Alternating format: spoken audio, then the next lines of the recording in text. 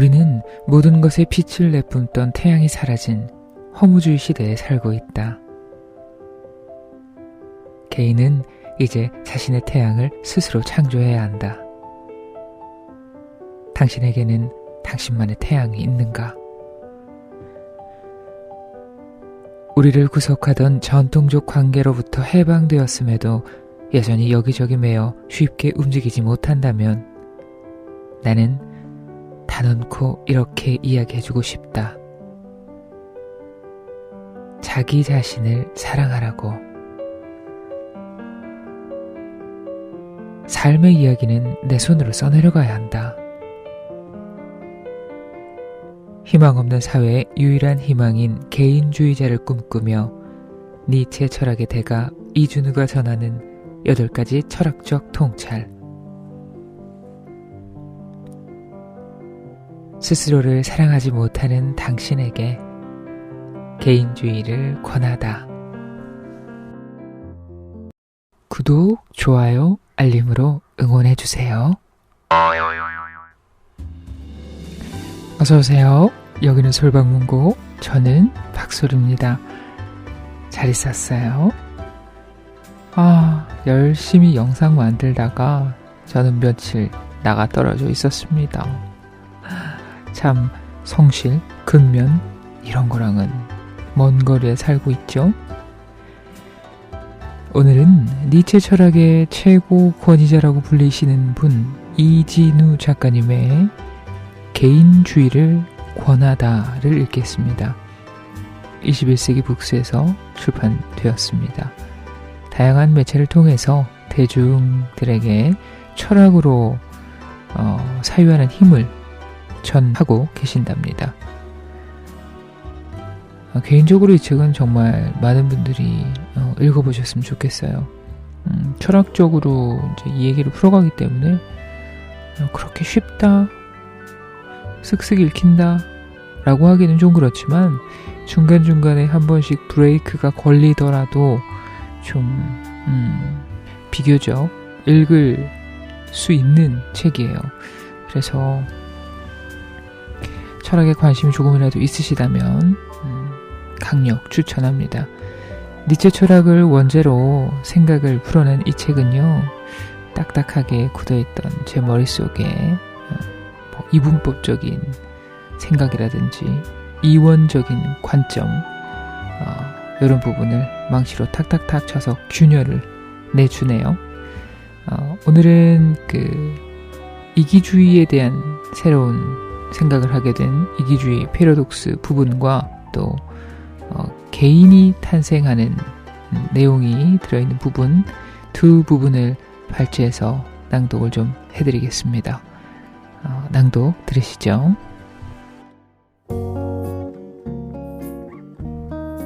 우리들의 이야기와 책이 있는 곳, 여기는 솔방문고입니다.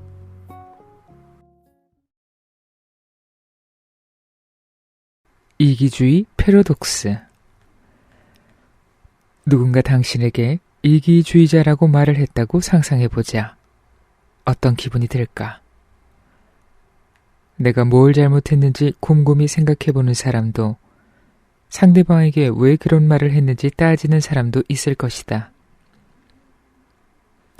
어떤 반응을 보이든 불쾌한 기분이 든다는 것만은 분명하다. 이기주의의 사전적 의미는 자기 자신의 이익을 꾀하고 사회 일반의 이익은 염두에 두지 않으려는 태도다. 단어에 이미 부정적인 뜻이 담겨 있기 때문에 이기주의자는 사회에서 환영받지 못한다.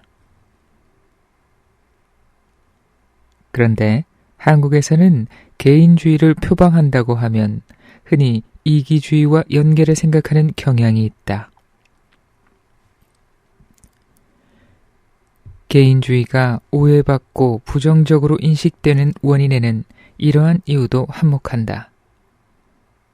그렇다면 개인주의는 과연 이기주의일까? 많은 사람이 개인주의는 이기주의, 자기중심주의라는 편견을 갖고 있다. 하지만 사람이라면 누구나 자신을 세상의 중심에 두고 가치 판단의 척도로 사용하며 자신이 원하는 것을 실현하고 싶어하는 욕구가 있다. 그럼에도 왜 개인주의 사상을 부정적으로 보는 것일까? 그 이유는 이기주의와 자기중심주의가 타인을 배려하지 않는 사상이라는 편견 때문이다. 현대인들은 남들과 구별되는 개성 강한 사람이 되기 위해 노력하면서 개인이라는 말 자체에는 혐오감을 느낀다는 점에서 이 편견은 꽤 역설적이다. 이것은 집단주의 문화가 청산되지 않은 상태에서 나타나는 도덕의 허위의식 또는 이중성이다. 겉으로는 집단주의 문화를 쫓는 척하지만 실제로는 많은 사람이 개인의 이익을 추구한다. 또 이타주의를 표방하면서도 실제로는 이기적으로 행동한다. 차라리 나의 이기주의와 타인의 이기주의가 어떻게 조화를 이룰 수 있는지 고민한다면 훨씬 더 건강한 사회가 될 수 있다. 겉과 속이 다른 태도를 보일 때 사람들은 더 크게 실망하고 분노한다. 실존 철학의 선구자인 니체는 인간의 이기주의와 개인주의를 어떻게 생각하는지 들어보자. 순진한 사람의 귀를 불쾌하게 만들지 모를 위험을 무릅쓰고 이기주의란 고귀한 영혼의 본질에 속한다고 나는 주장한다. 내가 말하는 이기주의란 우리는 존재한다처럼 존재에 대해서 다른 존재는 자연히 종속되지 않으면 안 되고 희생되어야 한다는 저 확고한 신념이다. 고귀한 영혼은 자신의 이기주의라는 이 사실을 어떤 의문도 없이 거기에 가혹함이나 강제와 자의의 감정도 없이 오히려 사물의 근본 법칙에 바탕을 두고 있을지도 모르는 어떤 것처럼 받아들인다. 그것에 대한 이름을 찾는다면 이 영혼은 그것은 정의 그 자체다라고 말할 것이다. 니체는 이 글에서 이기주의에 관한 통념을 뒤엎는다. 모든 사람이 이기적이라는 사실을 인정하는 것이 정직할 뿐만 아니라 이기주의 자체가 인간의 본질에 속한다는 것이다. 그러므로 우리는 이기주의를 마치 사물의 근본 법칙처럼 의문이나 강제, 어떤 감정도 없이 있는 그대로 받아들여야 한다. 여기서 두 가지 의문이 제기된다. 첫째, 이기주의는 왜 정의 그 자체인가? 둘째, 왜 이기주의가 고귀한 영혼의 본질에 속하는가? 니체에 따르면 모든 인간을 이기적 개인으로 보는 것은 모든 개인을 동등한 권리를 가진 사람으로 받아들인다는 것이다. 타인과 서로 관계를 맺으면서 자기 자신을 존경하는 것, 그것이 정의다. 이기주의는 관계를 맺는 다른 사람들을 존중하면서도 자신이 더 높은 곳에 있으려 하기 때문에 고귀한 영혼의 특성이다.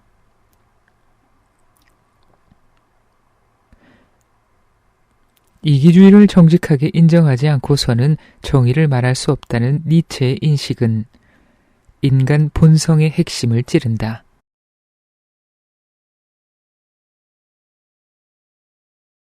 이기주의는 보통 세 가지 관점에서 이야기된다. 첫 번째 관점은 심리적 이기주의다.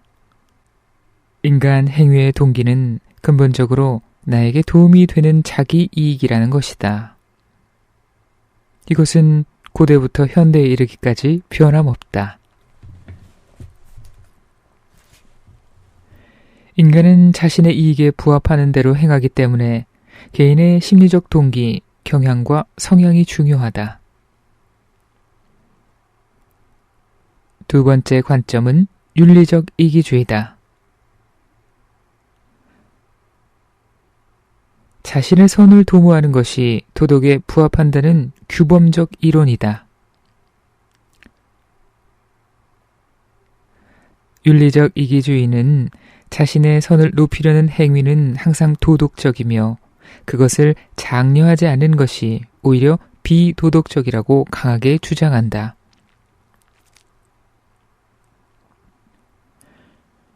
이 관점에서는 궁극적으로 무엇이 자신에게 도움이 되는지 물을 수밖에 없으며 결국 타인의 선과 권리를 침해하지 않는 것이 궁극적으로 자신의 이익에 부합한다는 인식에 도달할 수 있다. 개인이 이익을 추구할 때 이성에 부합해야 도덕적일 수 있기 때문이다.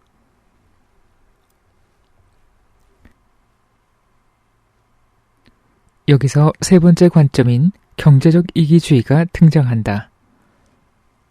이것은 자신에게 이익이 되는 것을 최소의 비용으로 달성하는 효율적 행위만을 합리적이라고 생각하는 태도를 뜻한다. 현대인들은 근본적으로 호모 이코노미쿠스, 즉 경제인이다. 존 스튜어트 밀이 처음 사용한 이 말은 오로지 부를 소유하는 것만을 갈망하고 그 목적을 달성하기 위한 수단의 상대적 효율성을 판단할 수 있는 존재다. 이들은 최소의 비용을 들여 최대 효과를 얻으려고 한다. 행위의 동기는 자기 이익이다. 이기주의가 경제적 관점에서 이해되면서 개인은 계산적이고 탐욕스러운 존재라는 부정적 이미지를 얻었다. 그렇지만 개인이 존재하지 않는 채로 타인과 합리적 관계를 맺을 수 있을까? 오히려 내가 원하는 것을 나에게 주면 당신이 원하는 것을 가지게 될 것이다 라고 생각하지 않는가? 애덤 스미스는 이기주의의 사회적 효과를 매우 인상적으로 서술했다. 우리가 매일 식사를 마련할 수 있는 것은 푸주간 주인과 양조장 주인 그리고 빵집 주인의 자비심 때문이 아니라 그들 자신의 이익을 위한 그들의 고려 때문이다. 우리는 그들의 자비심에 호소하지 않고 그들의 자애심에 호소하며 그들에게 우리 자신의 필요를 말하지 않고 그들 자신에게 유리함을 말한다. 그렇다면 이기주의와 이타주의를 나의 이익만을 추구하느냐 타인의 이익만을 추구하느냐의 이원적 관점으로 딱 잘라 구분할 수 있을까? 이기주의는 결코 이타주의를 배제하지 않는다.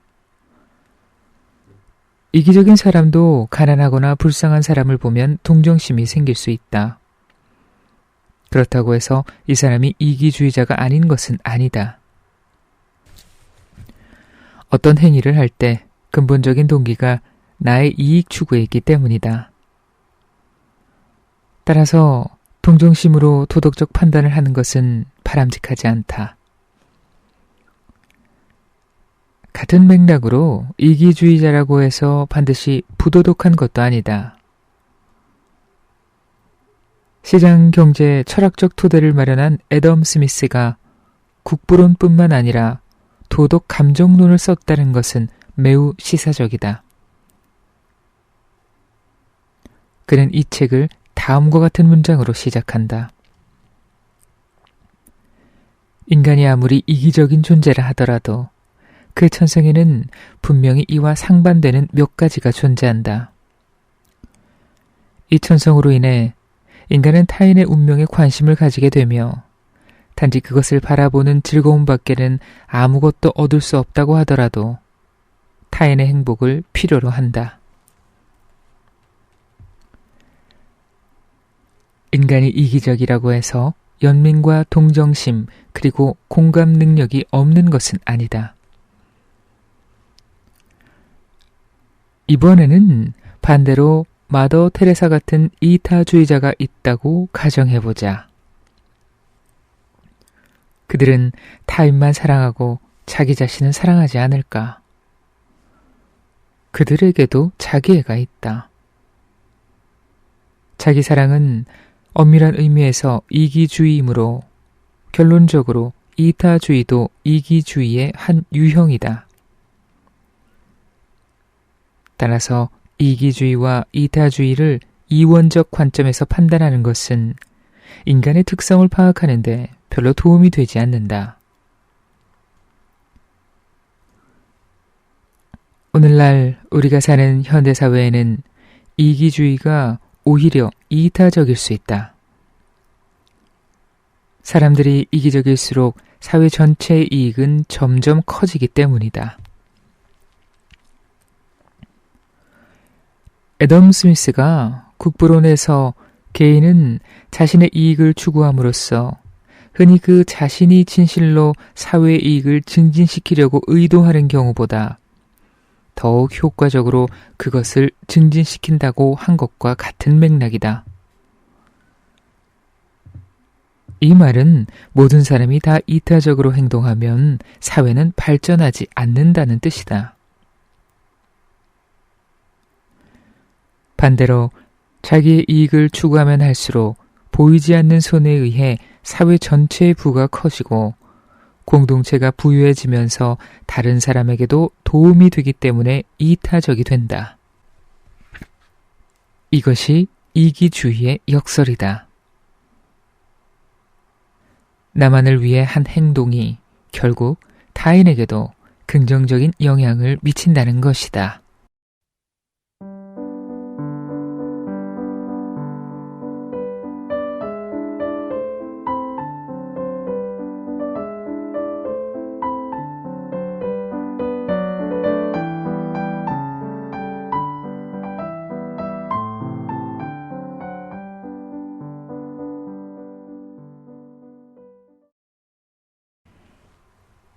세상에 없었던 개인주의의 발명. 개인이라는 개념은 언제 발명되었을까? 전통 도덕과 가치를 중시하는 한국 문화에서는 개인주의를 서양 문명의 특성으로 생각하고 비판하는 일이 많다. 서양인들은 차갑고 이기적인 반면 한국인들은 따뜻하고 정이 많다는 인식도 이러한 문화적 편견에서 비롯되었다. 이제는 현대화와 민주화를 학습하면서 어느 정도 합리적 사고에 익숙해졌지만 그럼에도 개인주의는 여전히 거북한 개념으로 남아있다. 이기주의는 동서고금을 막론하고 인간의 기본적인 본성이라는 점을 인정하면서도 개인주의는 쉽게 인정하려 하지 않는다. 그렇다면 서양인들은 고대부터 중세를 거쳐 근대에 이르기까지 오랜 기간 개인주의를 지향해 왔을까? 아니다. 서양에서도 개인이라는 개념은 문화가 발전하면서 진화한 발명품이다. 하버드 대학교 역사학과 교수인 니얼 퍼커슨이 쓴 시빌라제이션이라는 책을 보자. 이 책은 문명이 어떻게 발전했는지, 동양과 서양의 차이는 무엇인지를 방대한 문헌을 바탕으로 깊이 있게 파고든 명저인데 출발점은 아주 간단한 한 가지 의문에서 시작되었다. 1500년경 유라시아 대륙 서쪽 끝 몇몇 작은 국가들은 과연 어떤 연유로 다방면에서 훨씬 복잡한 사회를 이루고 있던 유라시아 대륙 동쪽 국가들을 포함해 전 세계를 지배하게 된 것일까? 흔히 서양이 동양보다 더 찬란한 문화를 이루고 잘 살았다고 생각하기 쉽지만 자세히 들여다보면 실제로는 그렇지 않았다. 15, 16세기경 중국과 한반도는 서양 문화의 중심지인 독일, 프랑스, 네덜란드보다 경제적으로 훨씬 더 풍족했고 중국 사회는 서구권의 국가들보다 복잡한 사회 체계를 갖고 있었다. 서양이 역사를 선도했다는 고정관념 때문에 쉽게 믿기지 않겠지만 사실이다. 인간의 문명이 본격적으로 발전하는 데 큰 역할을 한 철기는 기원전 6세기에 중국에 출현해서 기원전 1세기가 되면 흔해지지만 유럽 사회에서는 1380년대가 되어서야 사용하기 시작했다. 1377년 고려 말 직지심체 요조를 인쇄한 금속 활자는 1450년경 금속 활자로 인쇄된 구텐베르크 성서보다 약 70년이나 빠르다. 중국의 황관인 체류는 105년에 뽕나무 껍질로 최초의 종이를 제작했으며 700년이 되자 목재 펄프로 만든 종이가 흔해졌지만 유럽에서 이탈리아에는 1276년에야 직접 종이를 제작하기 시작했다. 중국 문헌에 1119년에 처음 등장한 나침반도 1180년에 이르러서야 아랍을 거쳐 유럽으로 전파되었다.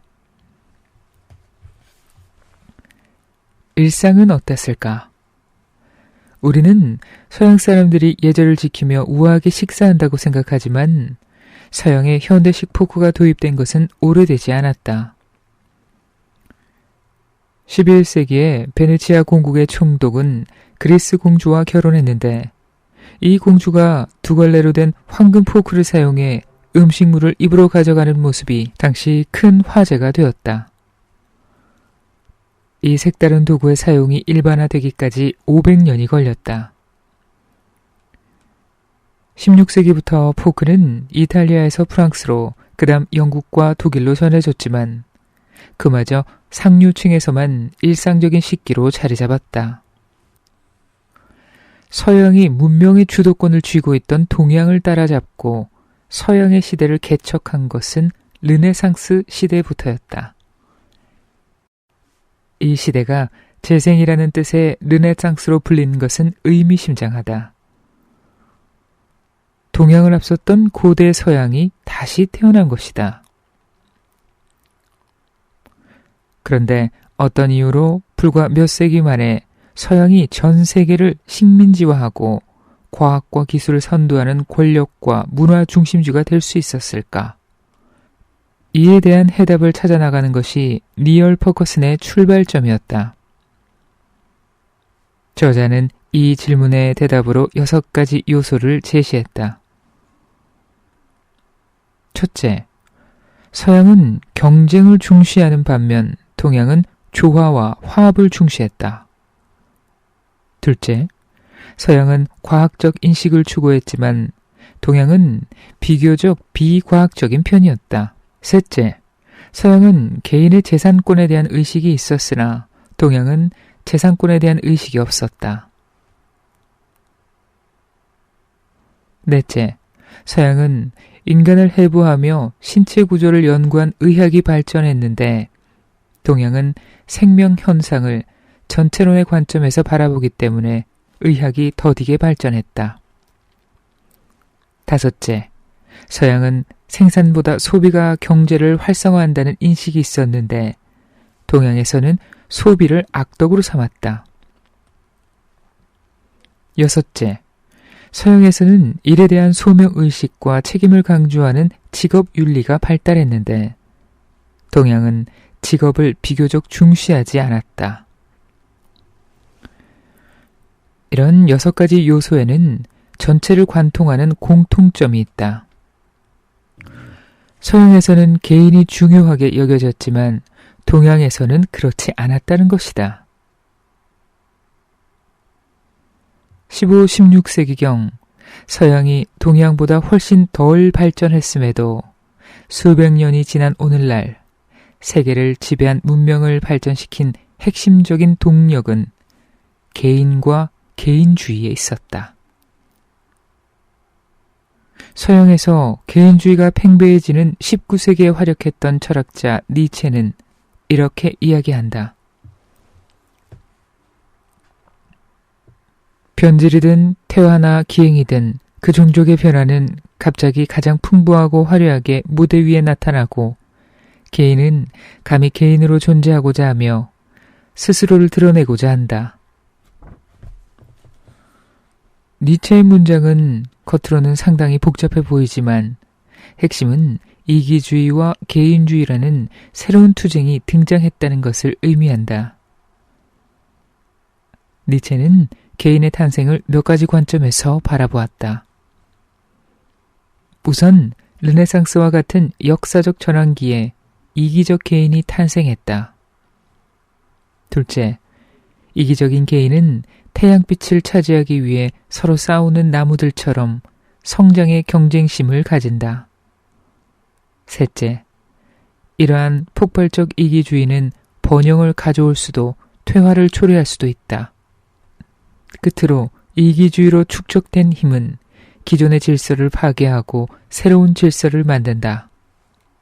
이렇게 새로운 인간 유형인 개인의 삶을 규정하는 개인주의는 자기 보존과 자기 향상의 법칙이 된다. 서양은 르네상스를 기점으로 외부 환경이 급격하게 변화했다. 여러 국가로 분열된 서양에서는 전쟁이 동양에 비해 오랫동안 훨씬 더 복잡한 형태로 계속되었다. 이런 아수라장에서 생존하기 위해서는 보호장치가 국가 단위에서 집단으로 그리고 개인 단위로 점점 축소된다. 내가 속한 국가와 부족이 나를 책임져 주지 못하면 개인은 자기 자신을 스스로 책임져야 한다. 왜 15세기 초 명나라 영락제 명을 받은 정화의 대함대가 인도와 아라비아 반도를 거쳐 아프리카 동부 해안에 이르기까지 대항해를 했음에도 대양을 포기한 것일까?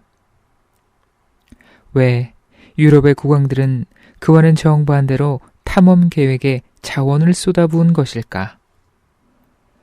왜 중국이 내향적 보수주의로 대륙에 갇혀있던 바로 그때 서유럽 사람들은 세계를 제패할 각오를 한 것일까? 이 물음에 대한 답도 자기 안전을 스스로 책임져야 하는 개인의 탄생에서 찾을 수 있다. 종교적인 관점에서도 마찬가지다. 유일신을 믿는 기독교는 약 2000년간 서양 사회를 지배하며 개인의 삶을 억압했다. 이러한 전통적 도덕으로부터 해방되자 이기주의에서 비롯된 새로운 도덕이 탄생했다. 한마디로 이기주의란 어떻게 하면 내가 스스로를 보호하고 자기 발전을 이룰 수 있을 것인가 라는 질문에 대한 답이다. 여기에서 전통의 붕괴와 새로운 인간의 탄생 사이의 관계를 깊게 논의할 수는 없지만 여러 조건이 달라지면서 서양의 르네상스 시대에 동양과는 전혀 다른 새로운 인간 유형인 개인이 탄생하게 된 것만은 분명하다.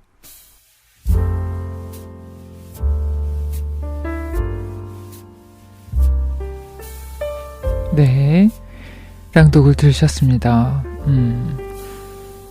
이런 글들은 고정관념에서 벗어나는 스트레칭, 준비운동 같은 느낌 들어서 정말 좋아요. 저는 개인적으로. 결국 이런 이원적인 개념에서 벗어나서 바라보는 개인주의는 독립된 개체로서 어떻게 하면은 나를 보호하고 또 자기 발전을 할 것인가의 주체가 될 것 같아요. 뒤쪽에는 좀 더 중요한 부분들이 많이 있습니다.